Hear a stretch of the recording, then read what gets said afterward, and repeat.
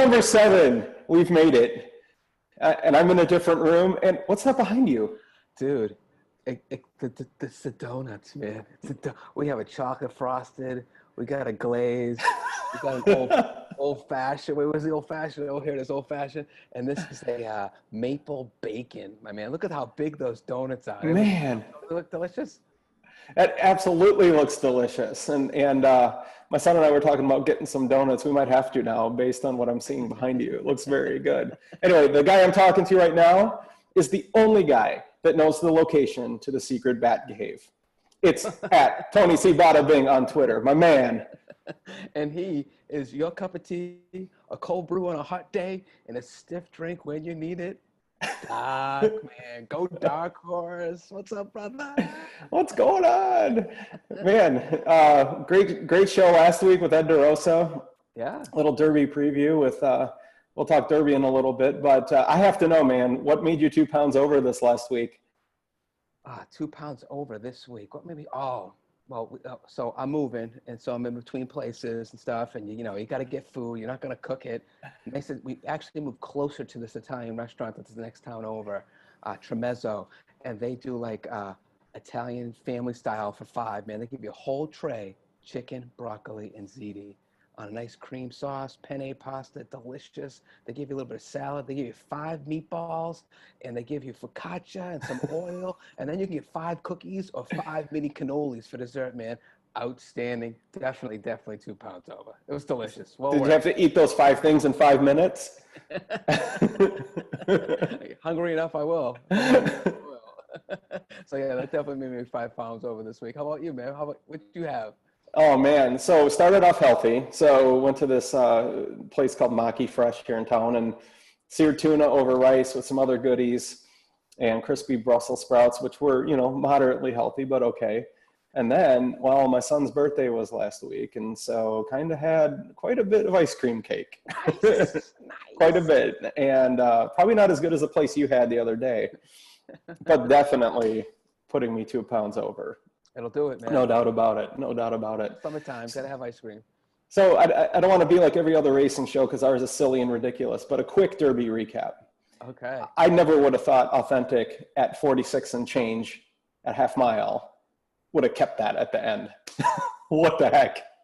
Let us add, missed the break and had a hustle to the front. Like when I saw Right. that, I'm like, there's no, same like thing as you, 46 and change, not holding up. And I remember the last like 46 and change that I bet on. That was Bodemeister. And he got eaten up by I'll Have Another in the stretch. And I was waiting for that to happen. His law, I gave it a great shot. Just couldn't get by.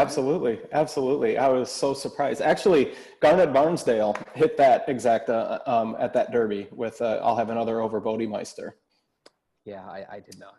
No, I did not either. No, I think I had Hansen and Creative Cause or something ridiculous like that. How about Authentic? He was so fired up, he wanted to run around again, man. He didn't know in the circle. Yeah, I think we call that full of energy or gamely. Yes, absolutely. Call it what you will. All right, so I have to know.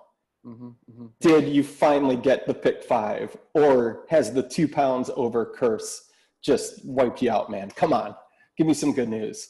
So when did I play? I played Saturday for sure, and I think that was a 3 out of 5 day, I believe.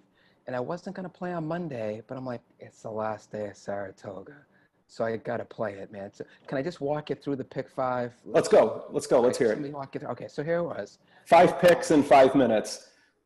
I'll do it less than I promise. Okay. So first leg, I didn't have the horse involved. I was ready to make my bet, but Bill Mott, Junior Alvarado, had won 2 races in a row previous to the late pick 5. And this is the Harvey Packer rule. Anytime a trainer or jockey wins twice, they're going to win a third time. Put them on the ticket. Leg 1, 4-1. Bam. Hit that. Okay. Leg 2. What did I tell you last week? Thomas Albatrani, late in the meet at Saratoga, second time starter, 5-1 on that one. Boom. Leg 2. All right. Leg 3. Louis Sayers, loose on the lead on the turf, 5-1. Bam. Let's skip leg 4 for a moment and go to leg 5. Last one, maiden claimer on the turf, Thomas Bush, great old trainer, old school. He wins 2 or 3. I had him 5, 6, 7-1, I think. So let's go back to leg 4. 2-year-old, hopeful. It was down to me for Chad Brown or Asmussen. I was going to single one of them. I had Asmussen early. I couldn't make a decision. I went back and forth. I asked a friend on Twitter. I decided to go with the Chad Brown horse, man. I stuck with Asmussen. 10K, brother. Oh, my stars. That was my meet. That was my Saratoga meet. I was 4 decisions away. Better decisions. I would have grossed like 22K in winnings. Across the entire meet. Yeah, across the 4 to 5 pick 4s and won 3 out of 4 pick 4. So yeah, man. There you go. My tale of woe continues. The curse. Man, the I hope it curse. doesn't last as long as the Red Sox, man. I was going to say. Enough about the tales of woe. Let's hear about the green grass. Was it also green for you? I'm telling you, I had an amazing day Saturday on Derby Day, and I wasn't betting the dirt races. In fact, I didn't even bet the Derby at all. I only bet the turf races at Woodbine, Saratoga, Churchill, and I didn't miss many. Just the perfect mix of win bets and exactas, and then in the final at Woodbine, I get a text from a friend, and I'll muck his name for now, but he's like, "Hey, who do you got in the last at Woodbine?" And I'm like, 6 horse. And sure enough, 6 closes in, wins by maybe half length. And I also had the exact of over a 22-1 shot. So this was like 6-1 over 22-1. And he's like, "Yeah, you're a turf legend." That's what he said. So Monday at Kentucky Downs, yesterday, not so much. But Saturday, 3 tracks, all on the grass, couldn't miss. It was a really, really great day. Couldn't ask for better. Yeah, and baseball, you got the Cubs hat on. That's called seeing the ball fat. You're seeing that ball fat, right? Looks like a beach ball, man. Yeah, absolutely. The hoop's really large if you're shooting hoops, right? So exactly. Awesome. I'm glad it's to gang. I'm glad I'm down and you're up, man. Let's keep that going. Yeah, but I need to pick 5 out of you, my man. We got to get one for you. So. It'll come, no doubt. So let's go to the half-mile pole. We're going to bring in this week's guest.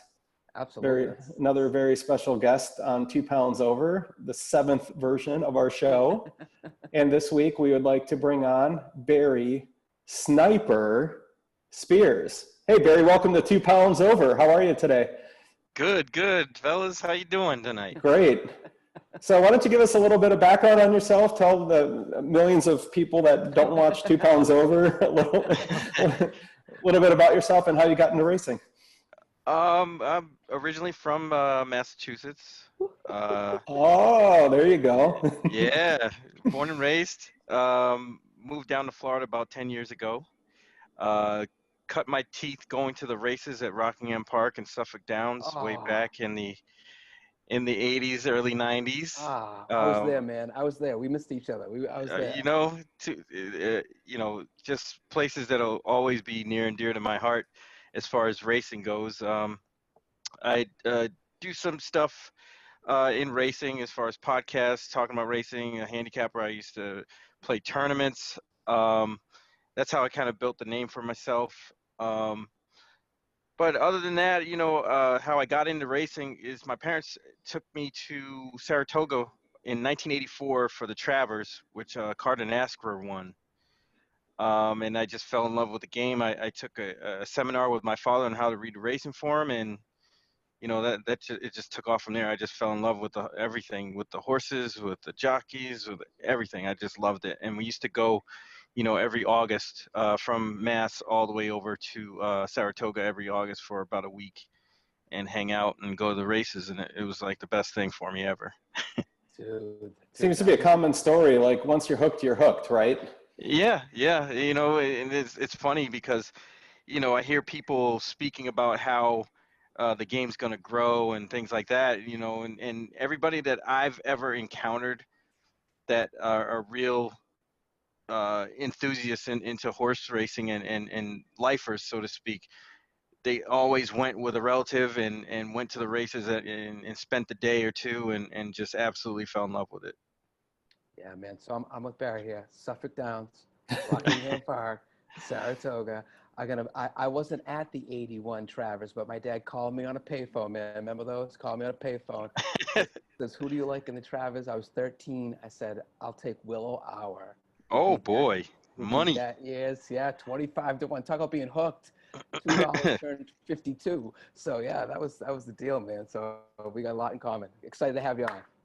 All right, Thanks. so we're going to start with the first question that we always ask everybody on 2 Pounds Over, 5 questions in 5 minutes. First question, Barry, in the last week or so, what have you eaten that has made you 2 pounds over? Oh, tonight I ate steak, a ribeye. Oh, all For right. sure. And how do you eat that ribeye? Like, what do you kind of any special rub, or how do you cook it? My wife makes a marinade. We put it in for about 24 hours, then I cook it on high heat on the grill, and lovely. Medium rare, it's perfect. Bada bing. There you go. Bada bing, as you say. So before you came on, you probably heard my tale of woe there in the waiting room. I had a lot of 4 to 5 pick fives for Saratoga, and I also know that you just moved, and I just moved, and so I want to know what's worse, moving or 4 to 5? Like, what's more devastating? Moving, for sure, moving. I'll take a 4 out of 5, 3 out of 4, pick 4 any day of the week to moving. I cannot stand moving. This year we did it ourselves. I wasn't really enthused about that. But I told my wife, once we were done, I was like, I'm never doing this again. We're paying for movers next time. Yeah, I would agree. I would agree with that's a bad choice. We had movers. I'm exhausted. So Well, the first time I moved, which was about 3 or 4 years ago when I moved out to the coast, I ended up tearing my rotator cuff. So I was hemmed up for like almost like 2 years with a bad shoulder. So we're not going through that again. I can't believe she suckered me into it this time. you're ready for next time. All right, Doc man, you're up. Question number 3. So speaking of men and meat and fire, we had a little private message going back and forth, and you sent me the most hilarious thing I'd ever seen, called a meat rub called butt rub, which I think is hilarious. So tell us a little bit about butt rub. Tell us a little bit about, have you made any of your own rubs or seasonings in your cooking journey?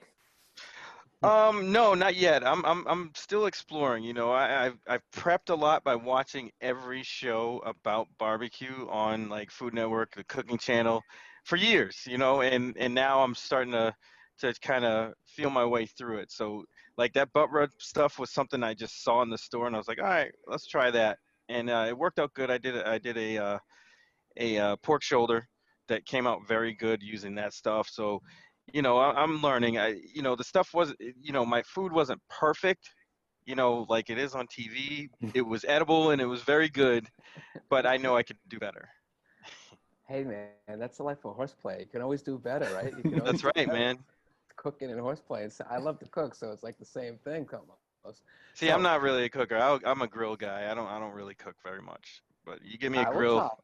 I We'll can do talk. that. We'll talk. Yeah, we'll All talk. right. We'll do some cooking too. Maybe you can help me on the grill. So I have to ask you another question because you're known kind of on social media as kind of this meme master. So, like, how did you get into memes? Like, just doing that as a form of expression, and like, what one stands out, or a couple that just cracks you up even while you were creating them? Um, it's real funny because it's like just a weird little niche inside the internet and on social media specifically, and people share memes with one another. And I don't know, I really couldn't pinpoint the exact date, time, or what got me into it, but it just all of a sudden I was just making them, and uh, just putting them out there on Facebook and Instagram, and just seeing what works, what didn't work, try to relate it to a lot of current events. That's really one of the things that I like to do, and especially with the horse racing stuff, because we don't have anything like that, and it's good to kind of laugh at ourselves as horse players, and stuff that happens at the track all the time. So um, one that really makes me laugh is, and Jason Beam is probably, if he ever watches this, he's probably going to hate me, but the Crying Jordan. I think the Crying Jordan memes are so funny, and he hates them. But but those are funny, because it's always right on time. It's always hilarious, and it's just right on point when somebody does something really stupid, or a team loses. It's always there and readily available. So that's like the go-to. Bada bang. All right, Doc, man, you got the last one, bro. I got about 40 Yeah, I'm going to actually ask question 4.5 before I get to 5. But how did it feel to win a Beamy Award? Oh man, there was nothing like it, man. That was so much fun. I mean, only horse players can relate, which is a great thing. Um, I was actually surprised when I won because, myself and Chuck Simon were really good friends, and we kind of go back and forth on just dumb stuff, usually about the Knicks, and how bad they are. But he saw it, caught wind of it, and it was a pretty good uh, stream of them that we had, and it was cool to be recognized, just to see that people see what we do every once in a while. It was fun. So I'll make this question number 5, but I view you, Barry, as a pretty successful horse player. So why don't you give us maybe one of your favorite handicapping angles? One that's kind of watered down now because people have caught on to it was with first-time starters, the longest, fastest gate work closest to the race usually indicates a lot of speed. But you see people on that one a lot now. It used to be like money in the bank. You could get horses that, with no form, you get a field of 10 or 12 first-time starters, and you see the one with the longest, fastest gate work closest to the race, and that usually means they're on go. Mm-hmm. A lot of other ones, I like the zigzag pattern. I don't know if you guys know that one, where a horse shows speed, uh, going long, and then cuts back and comes a little bit off the pace going short. Um, you know, that's usually one of the bigger ones. When you see horses with a lot of speed going long for the first time, and then they cut back in distance, and they go to the lead, they usually have the stamina to last. I like speed horses. Yeah, me too. Speed kills. Speed kills. All right. Well, thanks for joining us on 2 Pounds Over, Barry. It was awesome having you on the show. Really, really appreciate it. Yeah, thanks Oh, for making great. the time, man. Oh, absolutely. Anything for you guys. You guys are the best. Awesome. Another mass hole. That's awesome. All right. Be good, my man. Good luck. All right. Have a great one, guys. Thanks a lot. Oh, another great guest. Awesome. Another great guest. Perfect. All right. We're at the quarter poll, and this week's Twitter poll. Let's go. And out of the brain of the Bada Bang, this was an amazing poll question. Which one of these would you like most as your stablemate? So 11% said Charlotte and her web, little spider. Yeah. I remember that one. 17% said a mare or a stud in the stall with you. 33% said goat, and the winner, 39% of the poll respondents said cat. Meow. In the stable. Meow. Meow. Probably getting the mice and everything. That was a great poll question. That's good, man. And people don't realize, right? Well, they do realize horses are herd animals. They need company. So you got to have company for the horses. It's good stuff, man. It's good. So stuff. how did you answer that one, Bada Bang? I went with brilliant. Charlotte's Web. Remember Charlotte wrote brilliant in the web. How about you? What you got? I definitely went cat. Because I'm a cat guy. So, all right. So in the stretch run, what are you looking forward to this week? All right, man. Here's the deal. After 5, 6, 7 weeks of 4 out of 5, 3 out of 4, I think it's time for a break. So I'm looking forward to just no PPs. I don't know what we're going to talk about next week. We'll make something up, I'm sure. But maybe on a little hiatus till either Keeneland or maybe a little Churchill. We'll see. I'm going to skip Belmont, I think. I just got to get away from Naira. It was too painful. Yeah. Well, it was going to be Kentucky Downs, and I know that's a very short meet, 7 days. But did you see what happened in the 5th race yesterday? I heard it. They weren't all loaded. Yeah, two horses still behind, and then they declare the whole race a non-starter. Frankly, I'm using that as an excuse because I really didn't do very well in the first few races at Kentucky Downs. So I'm like, well, there's got to be a reason to abandon all of this. And so, which is strange because I'm really generally pretty good on the grass, and couldn't get anything across in the first couple of races at Kentucky Downs. So I used that as an excuse to just abandon the rest of the card. But you know, it'll probably be a slow week because we're, you know, transitioning between tracks now. And so, Yep. you know, Woodbine, I've had a lot of success at Woodbine this summer. So, you know, definitely that. I might open the door to Kentucky Downs again, but, you know, I'm in the middle of a handicapping book, and you know, I think I'll just kind of, you know, maybe just Woodbine and kind of finish getting through that book, which is really good. So Yeah, not a bad idea, man. Good stuff. but let's round things out for 2 pounds over. Let's talk about handicapping angles. What do you got? All right, so I'm going to do a recap. Because Okay. I said there were a couple trainers you should look for at the end of Saratoga. And that's like that last week was the last 6 days of the meet. And I'm going to tell you who I gave. I gave Thomas Albertrani. Guess what? He had 2 wins from 7 starters. That's 29%. Those are 2 out of his 4 winners for the whole meet. All right. I gave you Asmussen, of course. You know, he was 3 for 14. That's 21%. And Bruce Levine, man, 3 out of 8. He won 3. He had 3 wins out of 8 starters, 38%, and those were 3 out of his 5 spa winners. So, like, those things, trainers, I feel like trainers are like pitchers. They get in patterns, and if you follow the patterns, you find the pattern. You know, just like Barry was saying with that long gate work, you find that pattern, you can find some success. So there you go, man. How about you? Matt, I was a little thrown by Barry's gate work comment because I usually only look at the breezing works and I throw out the gate works. It's like the complete opposite. So that's the great thing about this, right?